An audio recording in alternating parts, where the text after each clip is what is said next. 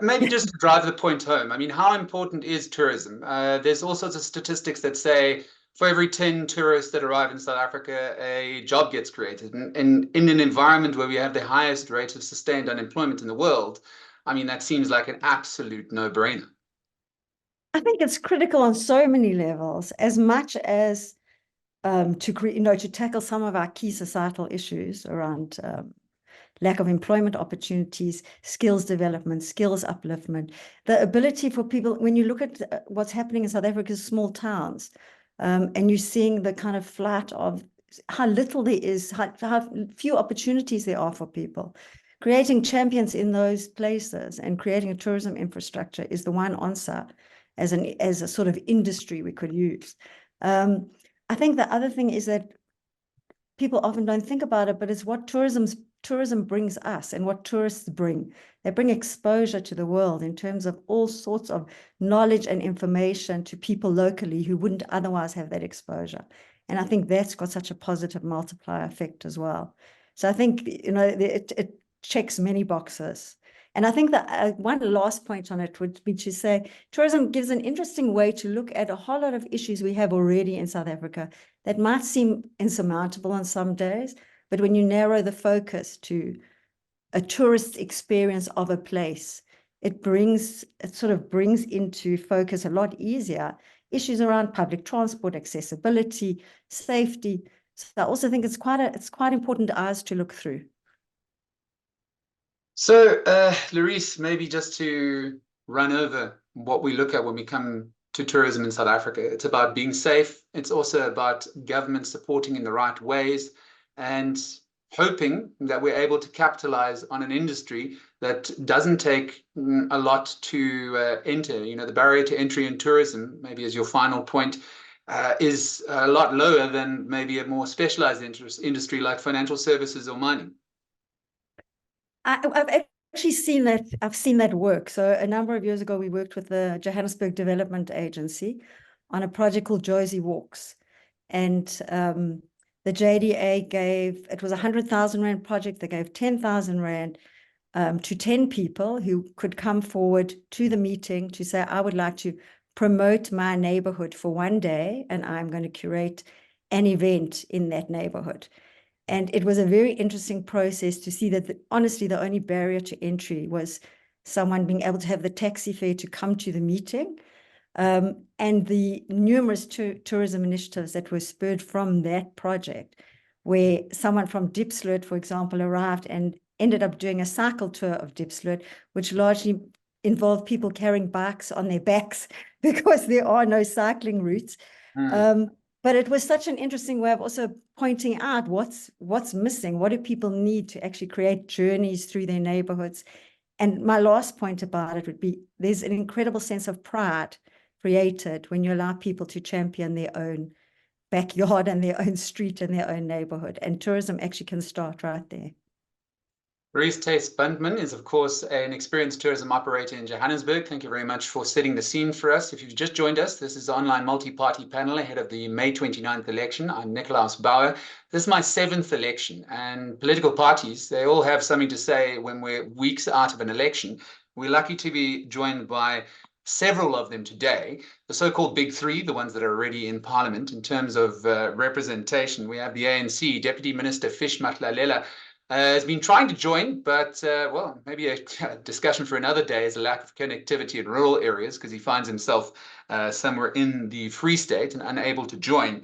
But in terms of representation in Parliament, we, of course, have the ANC, the DA, and the EFF. And, of course, we've got 3 other parties that have joined us, Patriotic Alliance and Action SA and Rise Mzansi, that are also vying for your vote to put them in the National Assembly on May 29th. Let's hear from our first political party panelist, Hasina Ismail. She is the Democratic Alliance's Shadow Deputy Minister of Tourism. Thank you very much for your time, and also thank you for your patience in terms of allowing me to sort out that video bug. Also special mention to Charles Cilliers for assisting me. But you have 2 minutes, the same as all other political parties on the call. What is your tourism offering as the Democratic Alliance, as the official opposition? Go. Your time starts now. Okay, ma'am, I do believe that you're muted. Unmute yourself.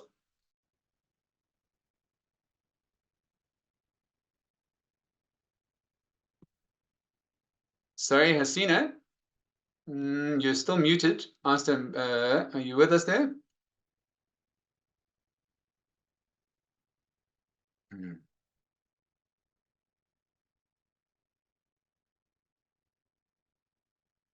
Thank you. Good morning. Sorry, I think we had a little of a glitch there. The host was not allowing No problem. us. No problem. Comedy of Okay, errors, technical issues, of course, going to creep in, but sure, your time once again starts now.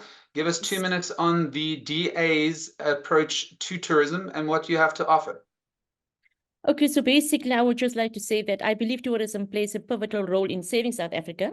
Tourism can stimulate economic growth and contribute to the overall development of the country. However, for tourism to boom, all areas of government services need to function. We need to sort out crime and get rid of the perception of that South Africa is a dangerous country. We need to ensure that local governments, actually provide effective service delivery, so our roads are of a high standard, proper signage are up, and environments are clean. There's, a proper provision of water and energy. We need to address homelessness, and basically we need to get the basics right. So the crux is, we have a country where the ANC government breaks everything from state entities to ports, etc. And this affects tourism as well. So the reality is, when you're looking at the Western Cape government, you will see basically, a functioning province, and you will see that, we have something that's actually functioning. We have basically a Department of Tourism that, has highlighted 5 tourism components that will ensure, a sustainable tourism destination. And one of them is tourism infrastructure. The second one is tourism product development. Then it's destination marketing. I think is a key, as the previous speaker spoke about. Visitor services is key as well. And institutional arrangements and regulation. So again, I'm going to say that the DA offering is clear. I mean, we have a track record that states, we have already, created so many jobs just by people entering the Western Cape government. And I think, stats show that travel and tourism is expected to create more than 800,000 jobs over the next decade. And in the DA experience, the more the world visits South Africa and the more jobs we have, we can actually have the environment where we have a sustainable economy with more jobs created. And again, I'm going to say in the Western Cape, we've already had it. For every 100 international travelers, 2 jobs were created. So the DA's offering is clear. We know what are the issues on the ground. We have a track record of, DA governance. The Western Cape is functioning effectively, and, we have a system that's functioning. We already have the Ms. Ishmael, your time is up, unfortunately. Thank you very much. I don't want to be unfair to our other panelists. The word from the road in Mangaung is that the Deputy Tourism Minister can't connect to the call. We're trying to get him online some other way, but don't hold up much hope for that. Someone that is on the call, though, is a man that has a long history in the South African political scene, not necessarily as an active political player, but as of late, Mzwanele Manyi finds himself in the economic freedom fighters. Mr. Manyi, thank you very much for joining us this morning. Can you hear me? And can I start your 2 minutes in terms of telling us what the economic freedom fighters has to offer in terms of tourism? Mzwanele Manyi, are you there? All right, he's popped off on the call. We'll go to the next political party that's been on the scene for the longest. That is, of course, the Patriotic Alliance. Charles Cilliers, I can see your face already. Your 2 minutes starts now. What does the Patriotic Alliance have to offer in terms of tourism?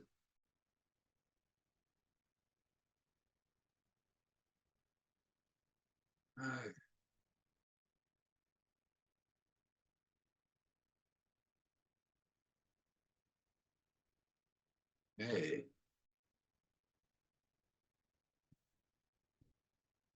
Gosh, Zoom's really playing with us. Charles is now saying that he's unable to mute. Charles, are you on now? I think that there we go. We're running. All right. Okay, please go ahead. Your 2 minutes starts now. All right.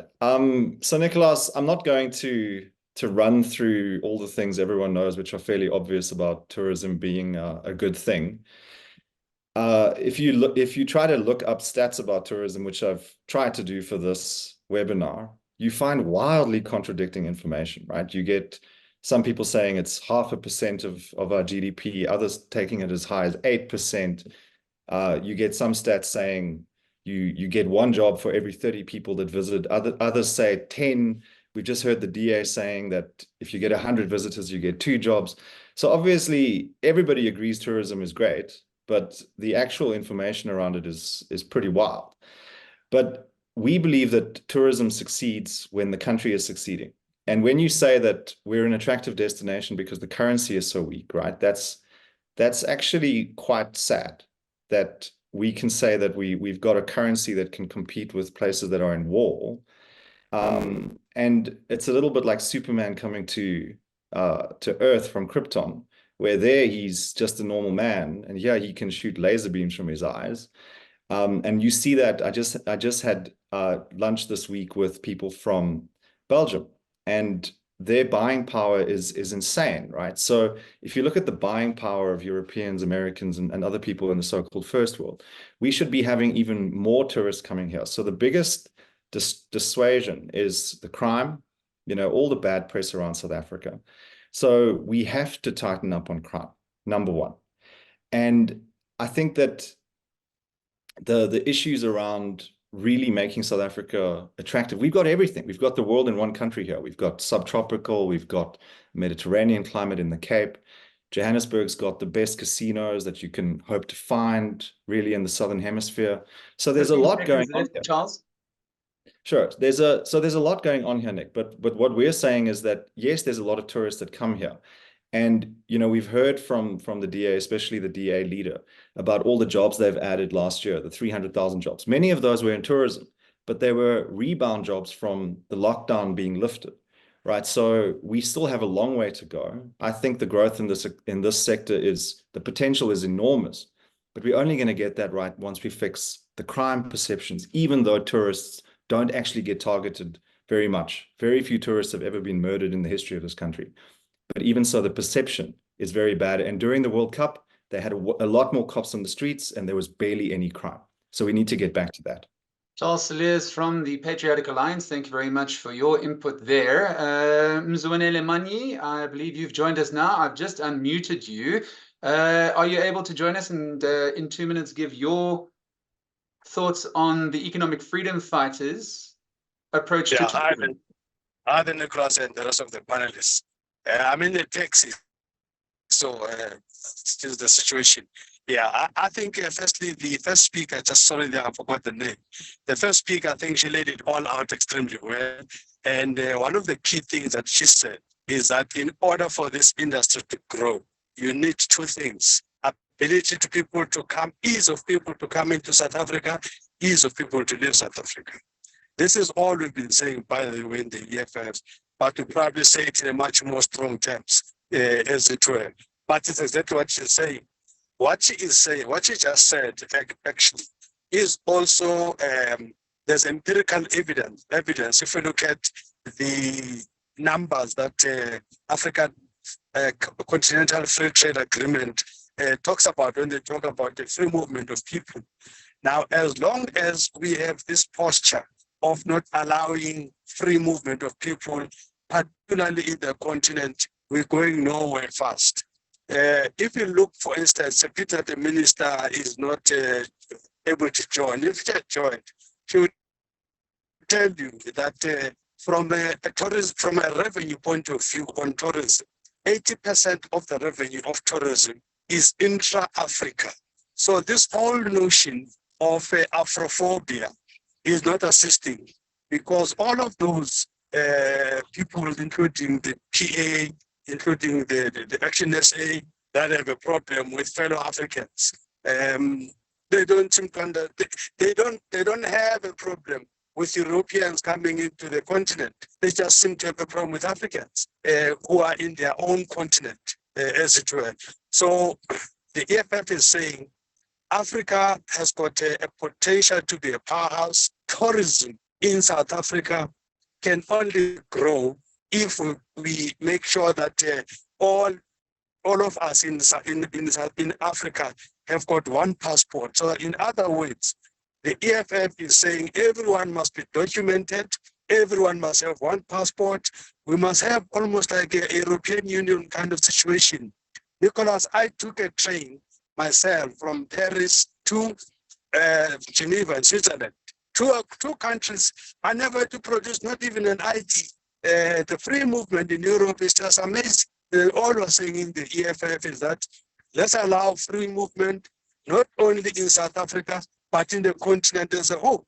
If you do that, the numbers that the First Lady spoke about here, the leader spoke here before first, the numbers that she's talking about in terms of the revenues and everything can quadruple or go 10 times. So in the EFF, we're saying key to this is really the free movement of people. And as soon as we do that, the country itself has got a lot to offer. We have done a province by province. 15 seconds, Mr. Money, your time is almost out. Province by province, we did a province by province offering. This country has got unique things by province.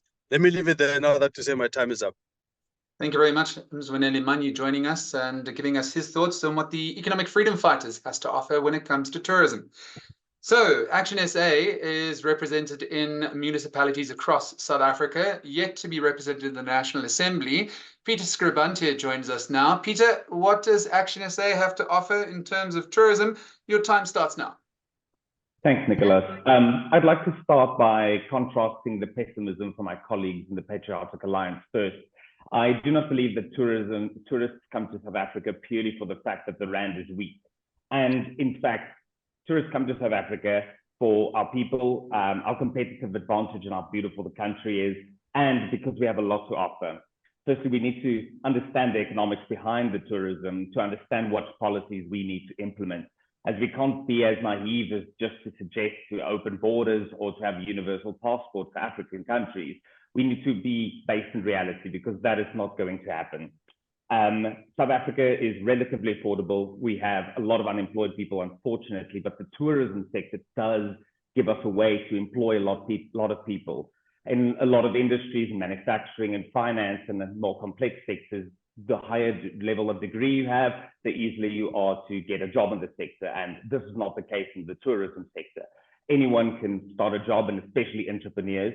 I support entrepreneurs, but I myself am not the best entrepreneur, but I can acknowledge people that can see a gap in the market and are headstrong and be able to take advantage of that, and especially employ more South Africans. So Action SA's policies on the tourism is, firstly, we would like to make it easier for tourists to receive visas. We need to expand both the time and decrease the difficulty by which these visas are acquired. Secondly, where a lot of all the unemployment is in more rural and local economies, we need to reinvigorate the rural tourism, local tourism, by supporting these economies and collaborating with provincial agencies. Furthermore, connected to this is, of course, improving safety and security, which will attract tourists and allow them to venture further out, not just inside of Cape Town, not just inside of Gauteng or the Kruger, but to all the beautiful sectors in our country. And this goes hand in hand with improving infrastructure and our roads, as these will allow foreign tourists to be more happy and willing to travel. And lastly, 15 seconds, Peter. We need to enable entrepreneurship. As I have stated, and as Action SA's position, entrepreneurs and small businesses are the backbone of the economy, and they are vital for us to increase jobs and new sectors in the tourism sector. Thank you very much, Nicholas. Peter Scribante, thank you very much for that, giving their thoughts on Action SA's approach to tourism. So there's a new kid on the block politically in South Africa, and that's Rise Mzansi. Mandla Isaacs, you have a bit of a pedigree yourself, having worked in government, a very well-known political economist. So as an office bearer within Rise Mzansi, you can share your thoughts in terms of what this new political player has to offer when it comes to tourism. Your time starts now. Thank you, Nicholas. I'll try not to repeat too much of what other panelists have said, but unquestionably, tourism is a massive industry for South Africa. It's an export industry. It is a growth industry, and it's extremely labor intensive. And we do have very few labor intensive growing export industries. So it must be actually a top industry for any policymaker in South Africa. Look, we punch well below our weight currently on tourism. I think the stats that say numbers are we do, you know, outside of the kind of pandemic affected years, we do typically about 8 to 9 million visitors per year. We receive about 8 to 9 million. By contrast, Thailand receives 40 million tourists in a year. I think a place like Dubai does something like 50 plus. So, I mean, that's just giving you a sense of the scale. I think we could easily be targeting 2 to 3x growth, which, you know, I believe obviously our government, as usual, has great plans, and there's probably a plan somewhere that targets. President Ramaphosa has targeted, you know, 2 or 3x growth, but like most of his targets, we're nowhere close to meeting that. And that's because we've been complacent. The reality is that I absolutely believe South Africa is the most beautiful country in the world. I believe our people are amazing and can be, and we have a competitive advantage in terms of welcoming, hosting, and receiving tourists. But, you know, we need to not be naive. Tourists have options. If